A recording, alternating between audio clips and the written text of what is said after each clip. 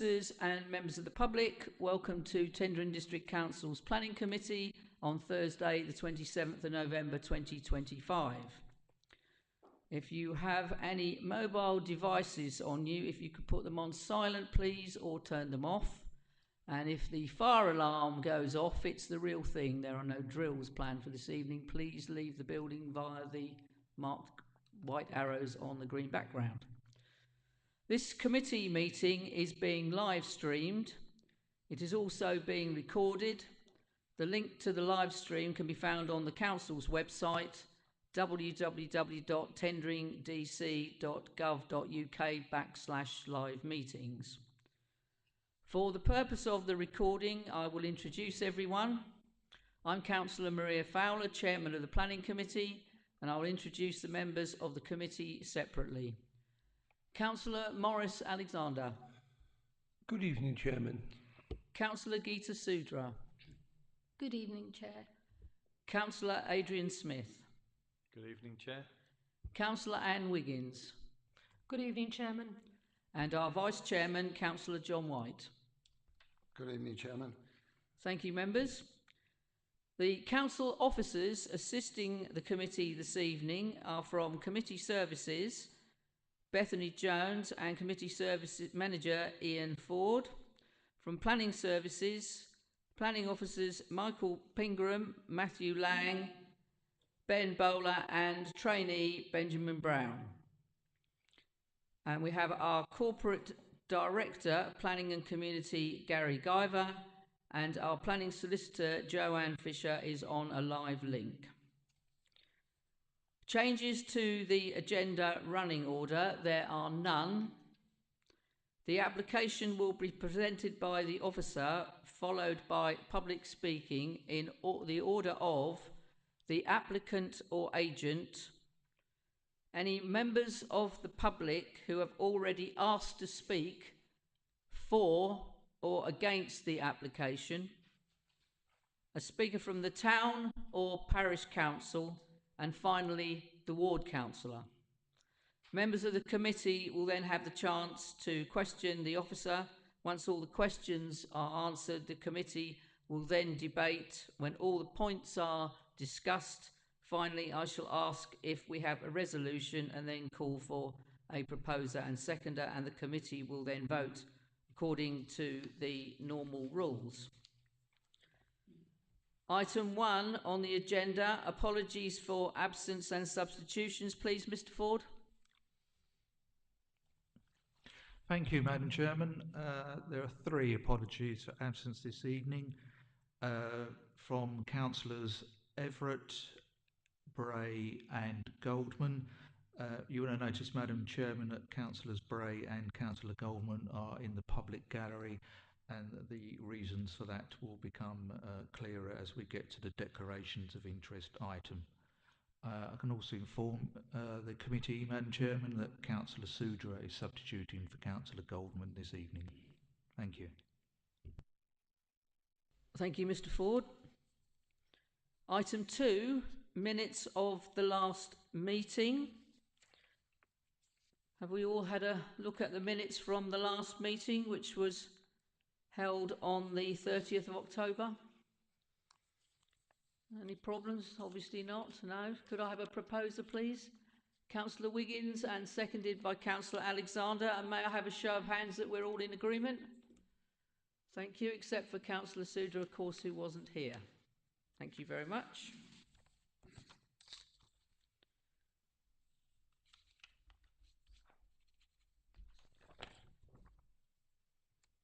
Thank you. Item 3, declarations of interest. Are there any? Councillor Bray.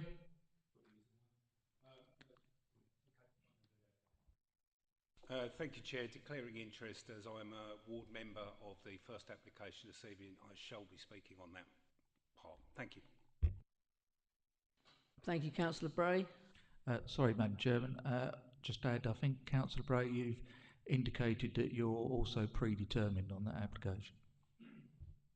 I can confirm that. Thank you. Thank you, Councillor Bray.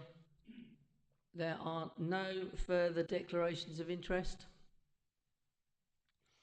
Thank you. Item 4. Sorry, Madam Chairman, sorry to interrupt again.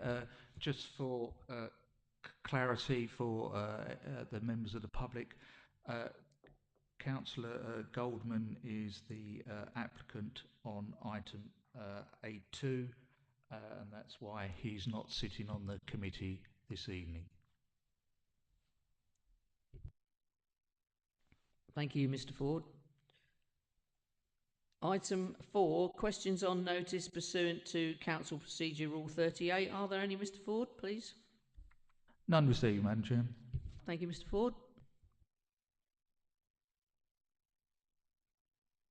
And so to our first application this evening, item 5 on the agenda, A1 25/01141/FULHH 21 Harwich Road, Little Clacton.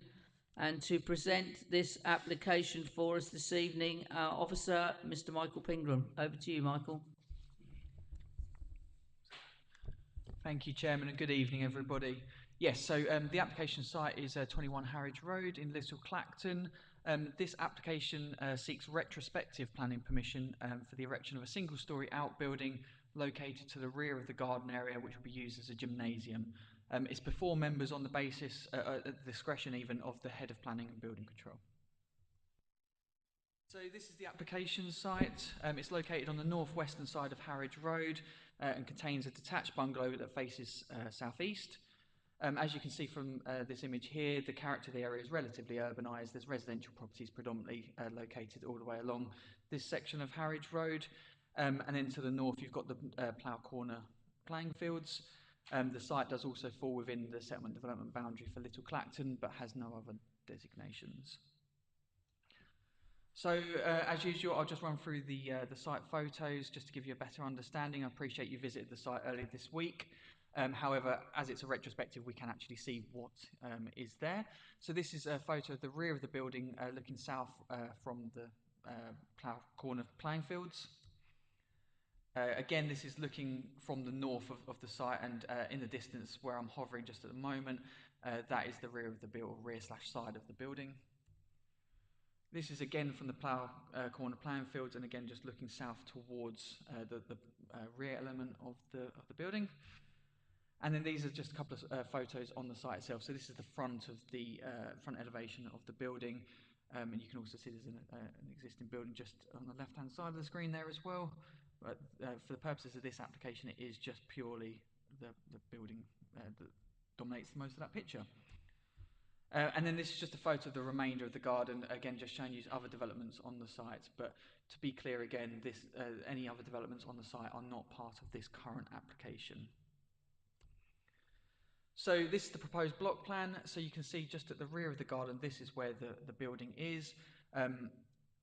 It's just a single-storey outbuilding close to the rear boundary, and it's proposed to be used as a gymnasium that's ancillary to the main use of the host dwelling. So this is just some elevational drawings. The building measures 3.2 metres in height, and it will be finished in dark grey metal material, and again is single-storey. So in terms of the assessment of the application, the principal development is supported on the basis that it is an ancillary building to the main host dwelling. It's not to be used for any sort of commercial enterprises or anything like that, and we do recommend a condition is imposed to ensure that that is adhered with. In terms of the design and size of the building, it is quite a significant size, but it is set back some distance from the public highway, and the host dwelling also blocks the majority of views from that angle. It will be visible to the general public from views along the Plough Corner playing field, as per the photos earlier. However, whilst the design is not necessarily in keeping, a large portion of it will be screened. If I go back to the photos, a large portion of it is screened by this existing fencing. And it's also noted that the height could be up to 2.5 metres under permitted development rights. It is 3.2 metres. So, of course, that's why it requires planning permission, but it is worth noting, had it been a little bit smaller, it might well have, it would have been permitted development. So the combination of those factors means that on balance officers do not consider there to be significant visual harm to justify a refusal reason. In terms of neighbour impacts, the site does adjoin 23 Harwich Road to the north-east and 19 Harwich Road to the south-west, and the proposal will be visible to both of those properties. However, if I go back to the block plan, you can see that it's sited right at the rear garden, and it's some 48 metres from the nearest elevation of these adjoining neighbouring properties, and it's also in line with an existing outbuilding at number 23. In addition, the building cited a minimum of 1.2 metres from one boundary and approximately 1.5 metres to another boundary, and again it is single storey and largely screened by existing fencing. So given all of those factors, and that the gym is ancillary and not going to be for commercial purposes, we do not think that there's sufficient justification to recommend a reason for refusal on the grounds of the impact to neighbours. So taking all of that into consideration, overall the proposal on balance is considered to be acceptable and adheres with national and local planning policies, and is therefore recommended for approval. Thank you. Thank you, Mr. Pingram. We have two speakers on this item. First, a representative from the Parish Council, the Chairman of the Parish Council, Councillor John Cutting. Councillor Cutting, if you'd like to take a seat where the microphone is there, and it's the middle button, and as soon as the red light, when you're ready, when the red light comes on, you have 3 minutes.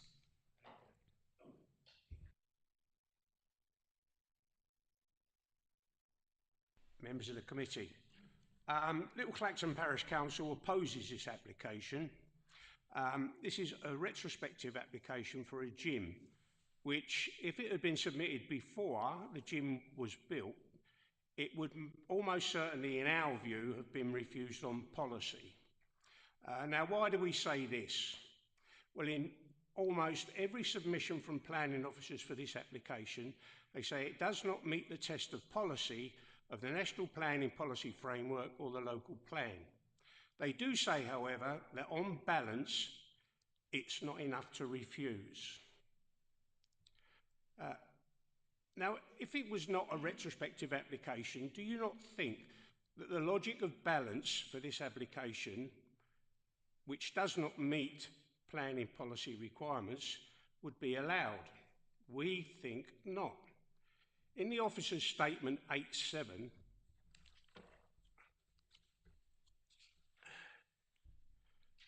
it states policy SPL3 that clearly follows criteria.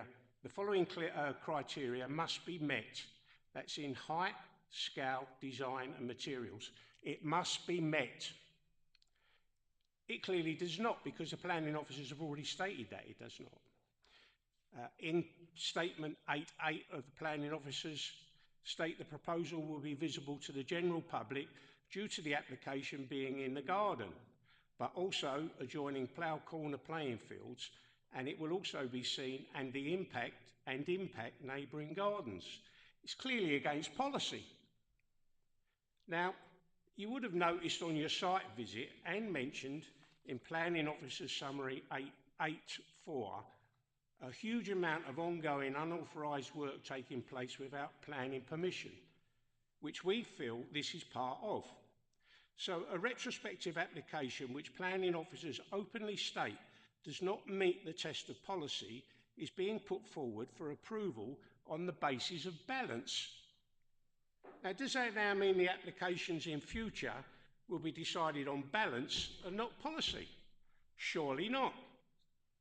So if we're talking about balance, where's the balance for residents and neighbours? Now, you have to decide now. Do we assess applications on policy or on balance? That's your decision. Thank you. Thank you, Councillor Cutting. And our last speaker is the ward member, Councillor Jeff Bray. Councillor Bray, if you'd like to take a seat. Thank you. And you have 5 minutes. Thank you, Chairman. Good evening, members. Thank you for allowing me to speak on this.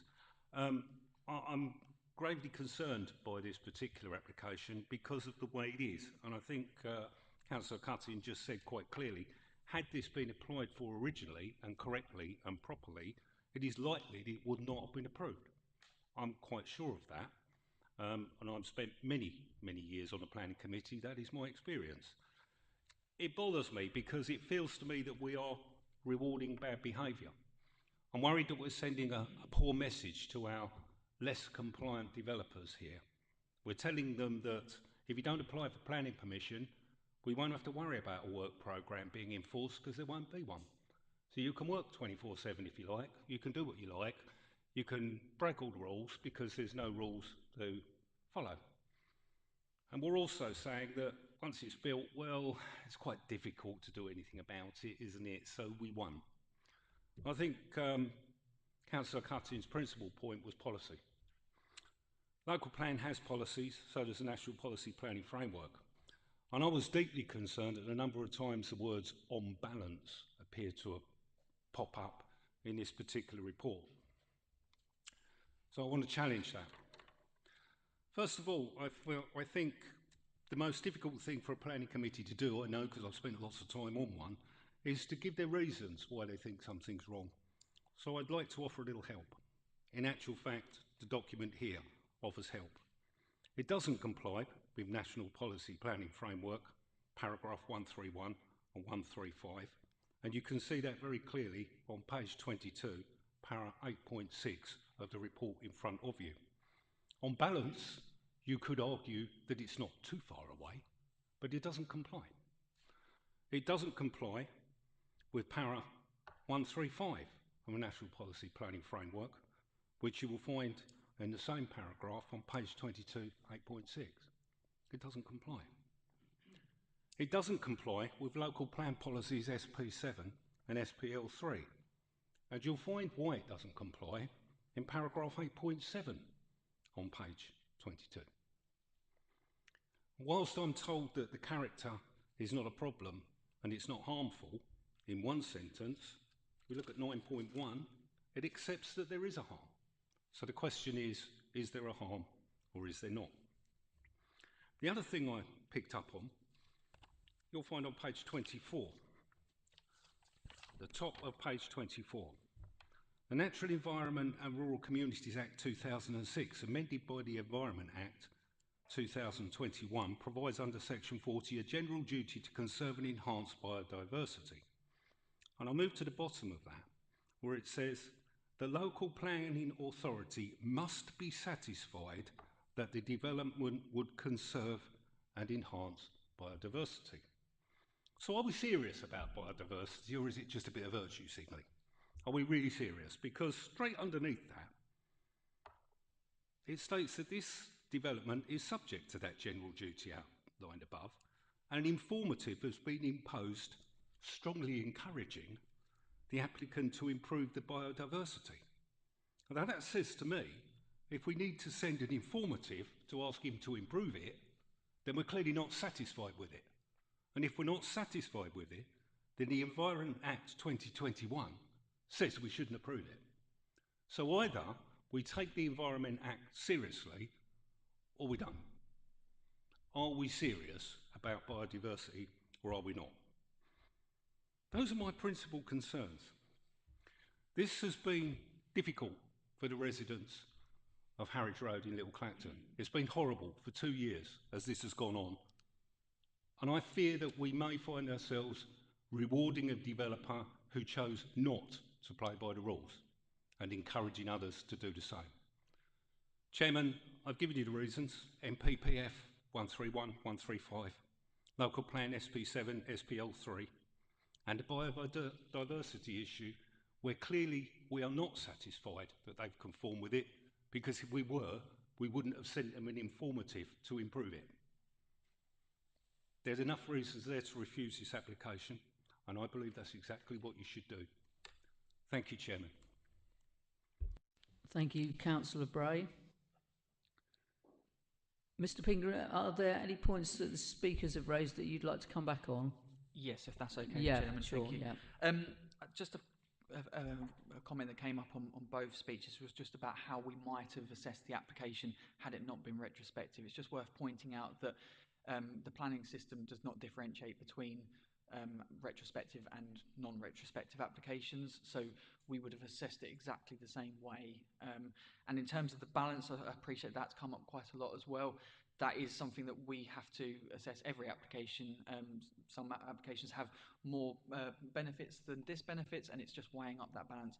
I think it's outlined in the report and already in my presentation as to why we've come to a recommendation for approval, so I won't repeat that at this time. Thank you.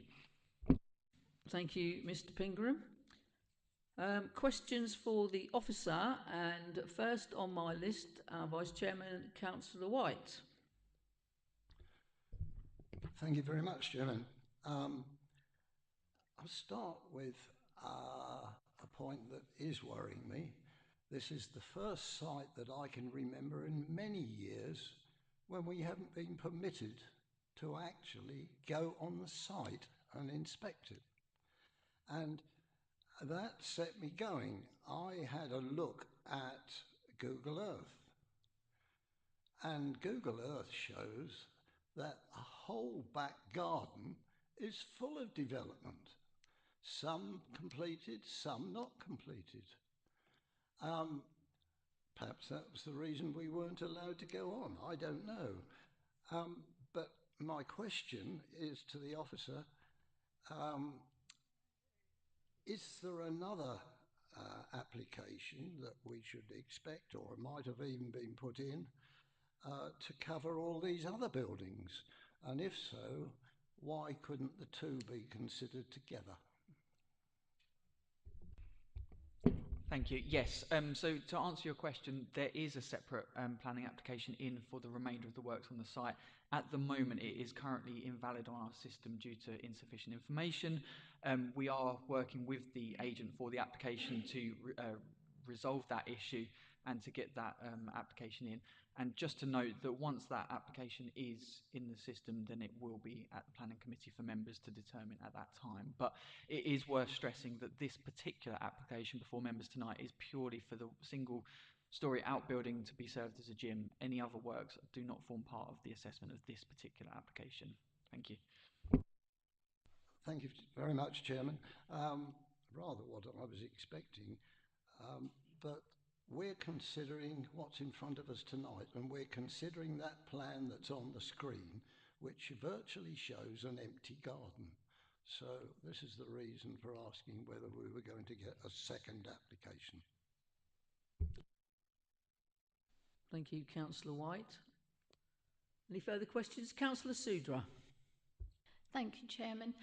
Had this outbuilding been a pitched roof, what is the height that's acceptable according to planning permission?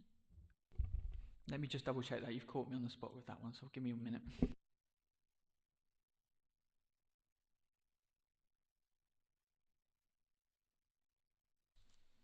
Yeah, it would be the same. It would be 2.5 metres. So this is 3.2 metres, just for clarity.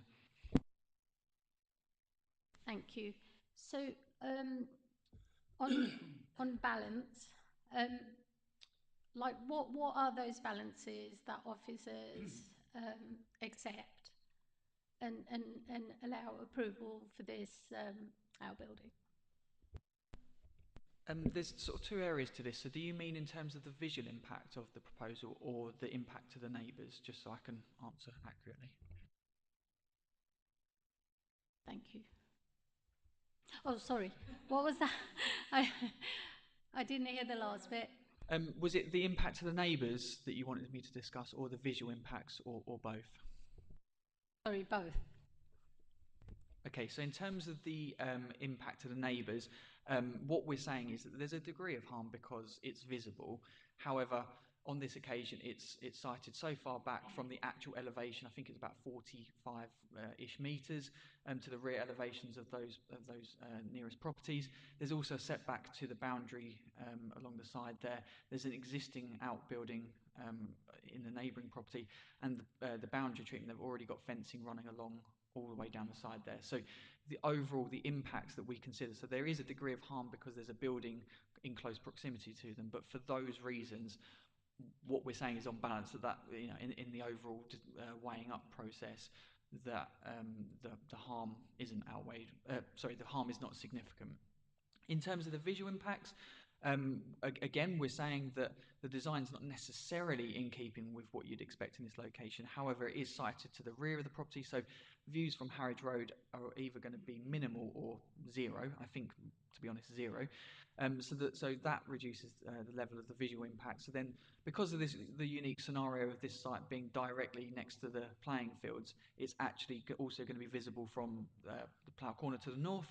And again, so if I go back to the photos I had earlier, probably that one, you can see that it is visible, but the fencing reduces a lot of that visibility. So it's only actually a part of the building that is visible. So for those reasons, again, we're just weighing up what that harm is. So what we're saying is, on balance, the harm is not significant enough for us to feel that we can recommend a reason for refusal. I hope that makes sense. Thank you. So just one more thing. Do we anticipate that in future, is this going to be a new norm of building heights? Do you mean on this site specifically, or as a general rule across the district?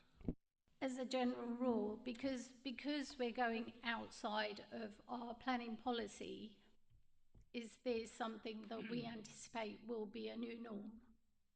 Okay, just to clarify, we're not. There's no policy that says that you have to be 2.5 metres. That is what is permitted development. So if it was 2.5 metres high, it wouldn't need planning permission, full stop.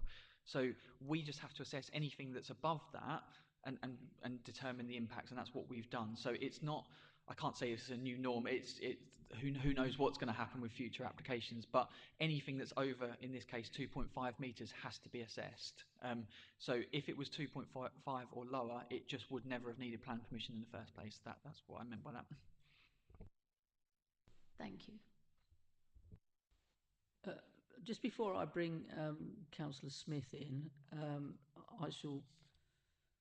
It's probably more of a comment than a question.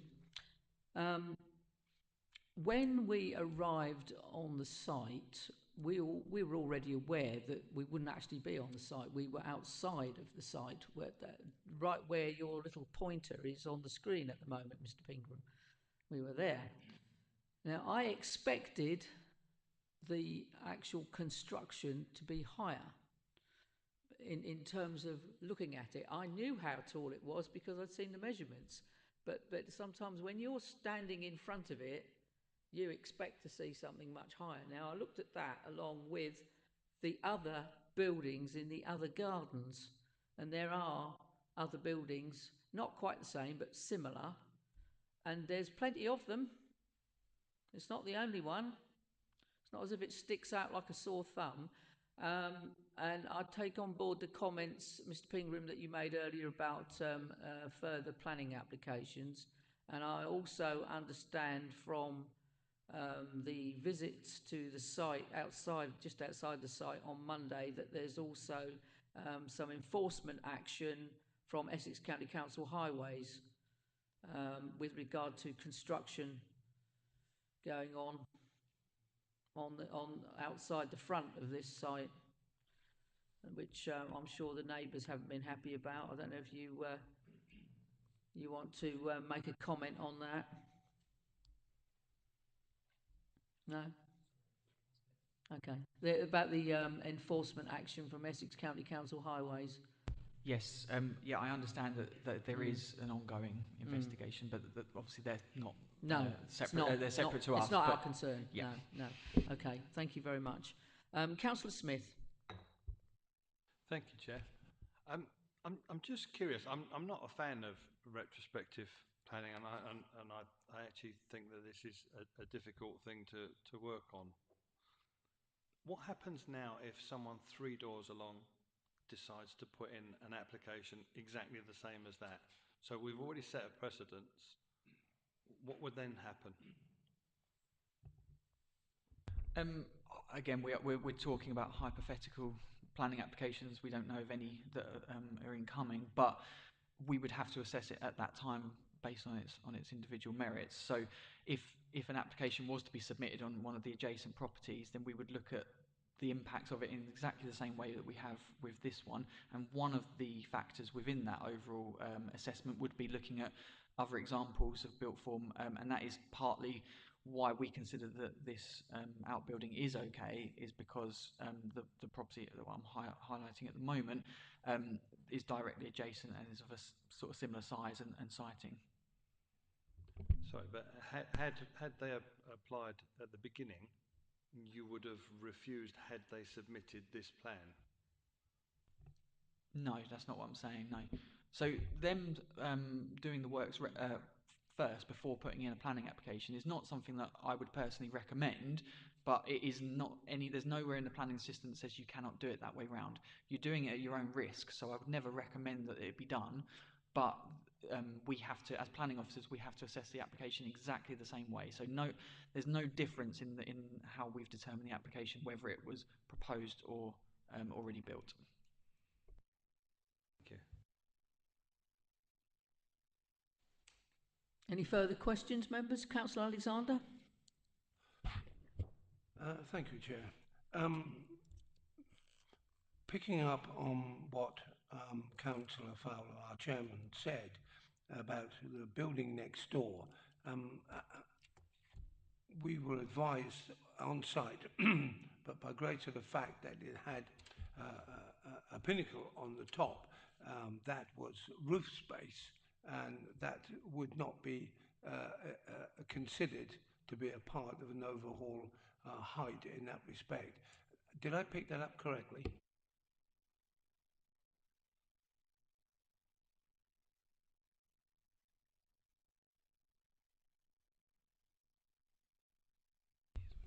Yeah, so I assume you're talking about the neighbouring property that I'm highlighting here. So that would have been assessed, the overall height of that building would have been assessed under permitted development rights. If it exceeded the limit, which it looks like to me it did, it would have required planning permission. That's entirely separate to this application. I've got no knowledge of how that particular application was determined, though. We were also informed that the building there was correct and within the boundaries of correctness.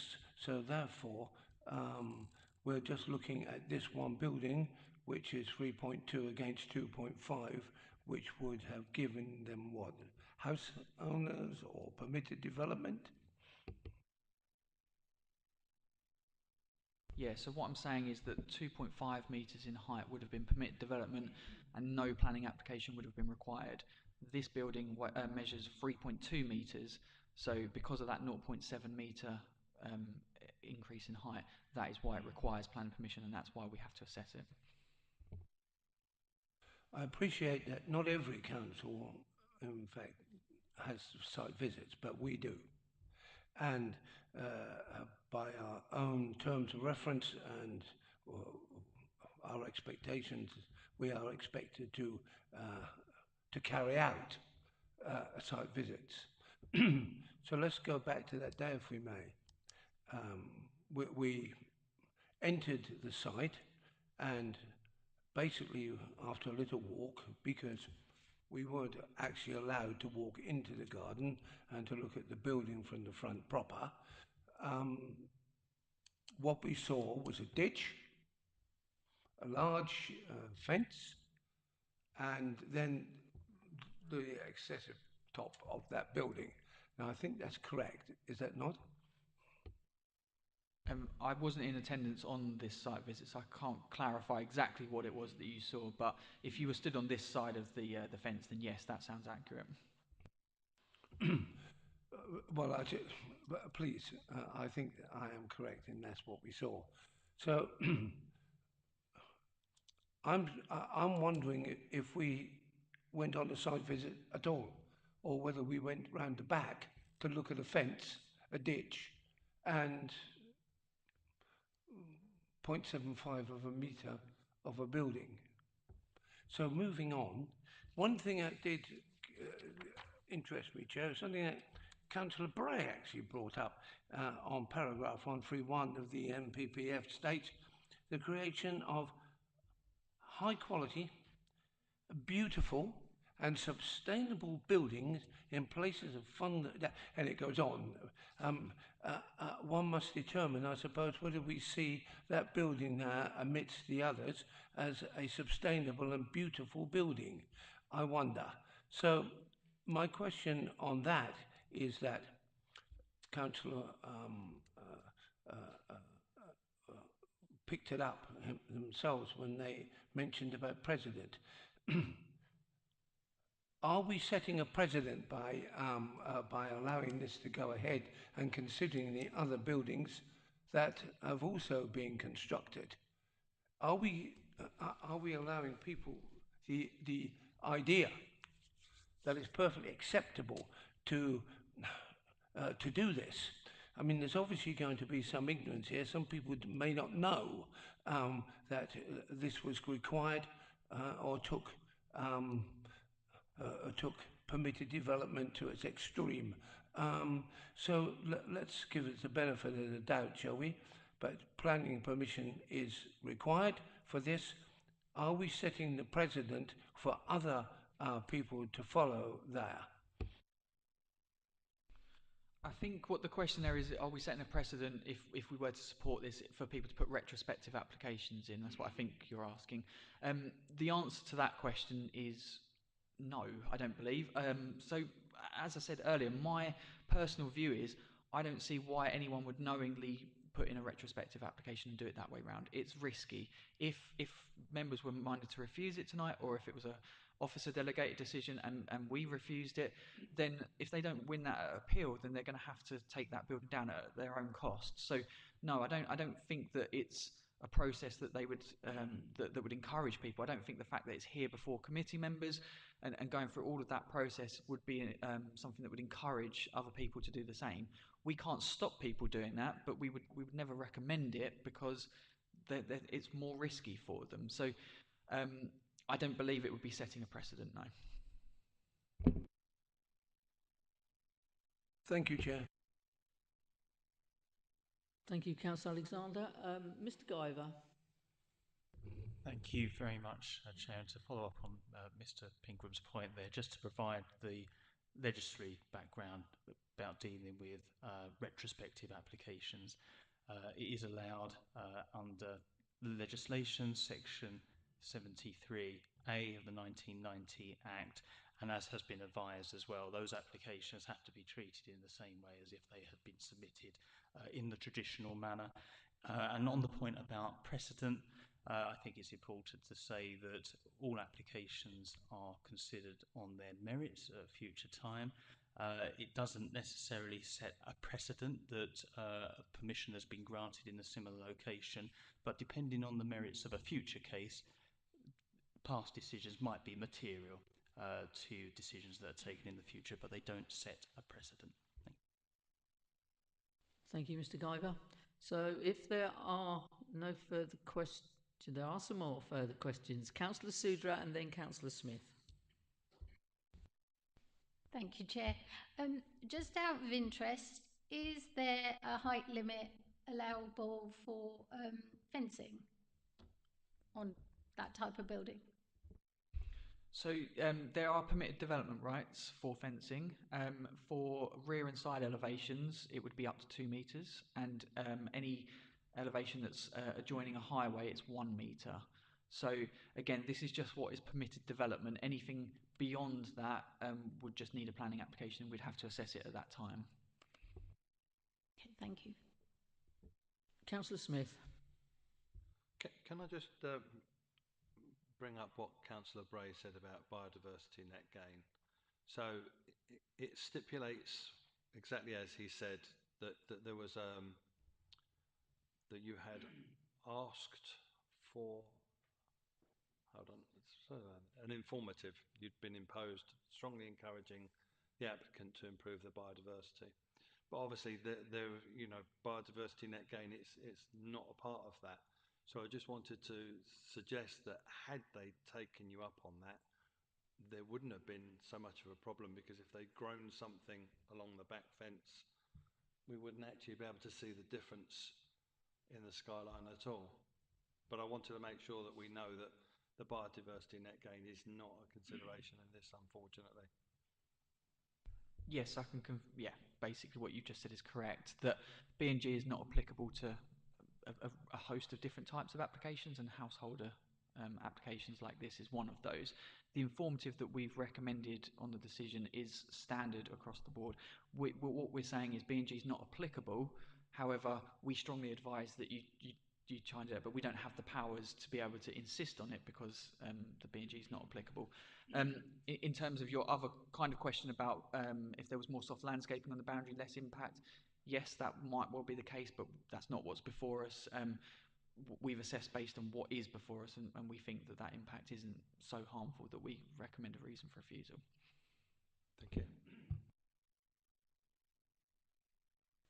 So if there are no further questions, members, it looks like there is another one. No, we'll go into debate then. Councillor White, you can start us off. Thank you, Chairman. I have to say, I'm sure that Michael is spot on with his reply about we're not granting something which will be carried on from then on. However, and I get back to the first question that I asked, there are other properties on this bit of land that are waiting to get permission for, from what we've heard tonight. And therefore, if this were to be granted, then surely logic says they're setting a real precedent within that plot. You grant one, you have to grant the other. So that's one thing that worries me. Now, the next bit, the chairman has rightly said, well, there are other adjacent properties of this height. Well, we saw from one of the pictures, the one next door is a very nice property with a pitch roof and everything else. It's not a big, black, ugly tank. So what you're really asking is this going to be permitted? There are others of the same height, or give or take a few inches of the same height, but they're all stylish things. They're not like this. And this does look, both in colour and its shape, it's not right on the site. Thank you, Chairman. Thank you, Councillor White. Councillor Alexander, we're now in debate. Thank you, Chair. Yes, I must say that I entirely agree with Councillor White and what he said. The fact is that what we are looking at here, what kind of an effect would it have on any further applications which may be outstanding within that property? That's the first thing. This is some things which I'm running and toying over before I make my final decision. The other thing is that, well, there is nothing on that line that looks anything like that building. It is large, long, high, and it almost looks like a container, which in itself is nothing wrong with that. So are we setting a precedent by allowing this kind of development to go ahead? If so, fine. The others are wooden construction or brick and sheds, garden sheds, various things, greenhouses, and a hobgoblin mix of things you would normally find in your garden. This is the thing. I think that my decision tonight, and when I make it, yeah, will be based on the fact is that there are others that are coming through the pipeline, and I must be prepared to look on them in the same way as I'm looking at this and taking them on their merit, and that's all I can do. So in this case, I'm afraid to say I won't be supporting this. I will be abstaining. Thank you, Councillor Alexander. Further comments, members? Or shall we be looking for a proposal? Councillor Smith. I am going to propose that we, that we agree with this. I think that architecturally, we're looking at it in possibly in a different terms. So architecturally, it's a blight for some, and architecturally, it's attractive to others. So is that what's going to happen with the future of building? And it may do, and I don't know. The fact that it's marked for approval, I'm inclined to go with that. Thank you, Councillor Smith.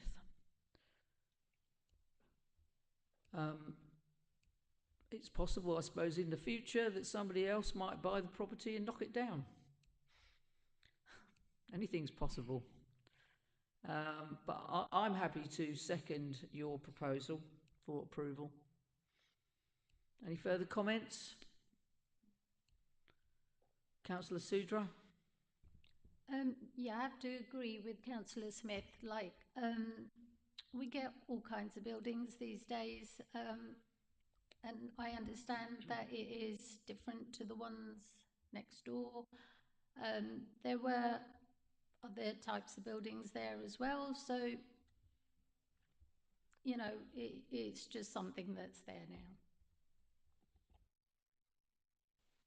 Thank you, Councillor Sudra. If there are no further comments, Councillor Smith has proposed approval, seconded by me. So we go to the vote now. We are voting for approving this application as per the recommendation and conditions in your papers. So we go to the vote. Those for this application, please show. That's 3. Those against? 3. Chairman's casting vote. Mr. Ford, is that correct? Yes. So this application is approved. We will now have a short break, about 5 minutes. Thank you.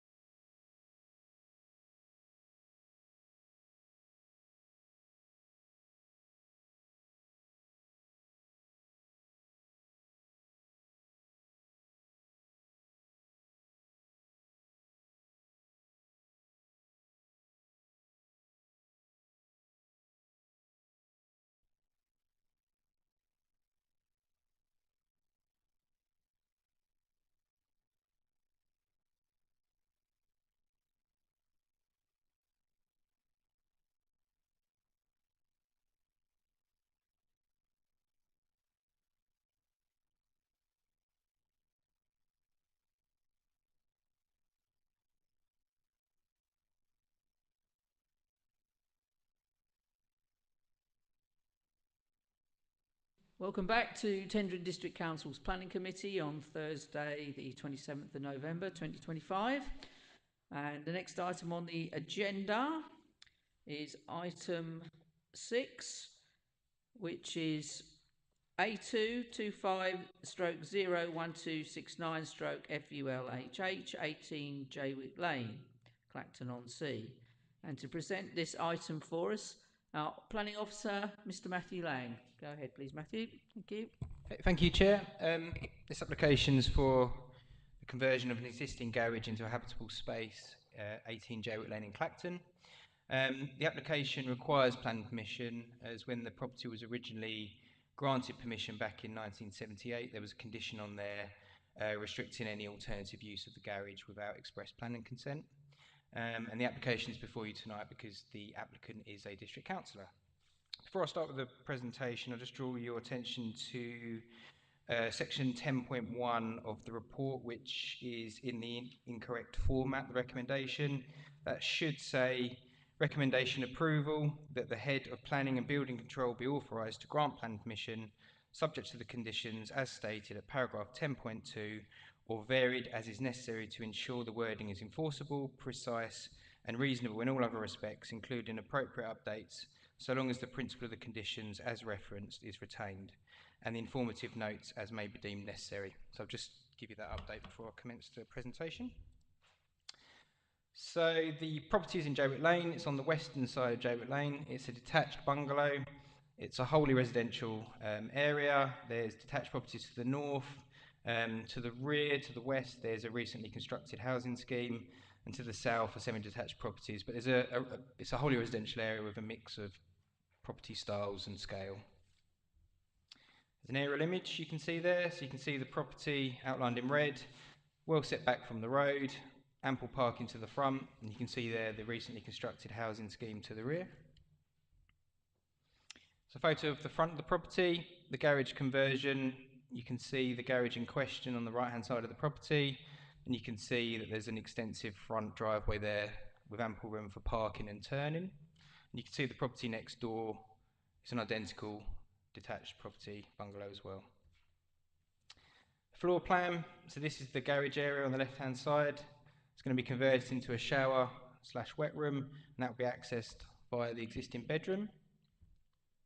And this is the proposed front elevation. So the garage door will be removed, brickwork will be used, matching the existing brickwork on the property, and the UPVC window inserted to match the existing style of those windows already in situ. So overall, the application is recommended for approval. There's no objections from any local residents. Visually, the matching materials ensure that the changes will be sympathetic to the existing property. And in terms of the loss of the garage itself, there is, as I showed you on the picture, there's ample parking to the front, so the loss of the garage won't result in any parking pressures being removed and placed on the street. So yeah, in conclusion, recommended for approval. Thank you. Thank you, Mr. Lang. There are no speakers for this item, so we'll go straight to questions for the officer. And before I go to Councillor White, just to clarify, Mr. Lang, this application is only before us because the applicant is a sitting councillor and a member of this committee. Yeah, that's correct. Yeah, the constitution, the council's constitution dictates it comes before members when the applicant is a district councillor. Yep. Thank you, Mr. Lang. Councillor White. Thank you, Chairman. My understanding was that it's not only because he's a member of this planning committee and is a tendering district councillor, but hundreds of properties have done this all around the district without planning applications. They've just gone on and done it. But my understanding was that there was a planning restriction, shall I say, on this property, like any other that's relatively new, where it's the restriction that stops them coming straight away. I'm very good. It's because of condition 4 of the original planning application. So it isn't so much that he's a councillor, that we all know him, but it is this point that the property did have a condition 4 condition on it. And that's the real reason that it's in front of us. Otherwise, with great respect, he could have probably gone on and done it. So Matt has confirmed that that is the very reason. And I don't know, Chairman, I think this is going to be relatively straightforward without any more questions. And if it comes to a decision, then certainly I'm quite prepared to move acceptance. Thank you, Councillor White. Councillor Alexander. Thank you, Chair. Listening to Councillor White, you virtually gave what I wanted to say and then gave the answer. Did I hear that he had proposed this? Then I shall second it.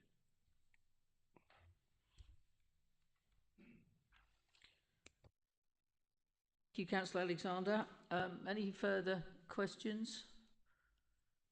No comments? We have a proposal of approval from Councillor White, seconded by Councillor Alexander. Could I have a show of hands, please, to approve this application? That is unanimous. Thank you, members. So that brings this meeting to an end, and I was going to give you the date of the next meeting of Tuesday the 16th of December, but it won't be. If it helps, Chairman, the next meeting will now be on the 20th of January. Thank you, Mr. Ford. So the next meeting of the Tendring District Council Planning Committee will be Tuesday the 20th of January 2026.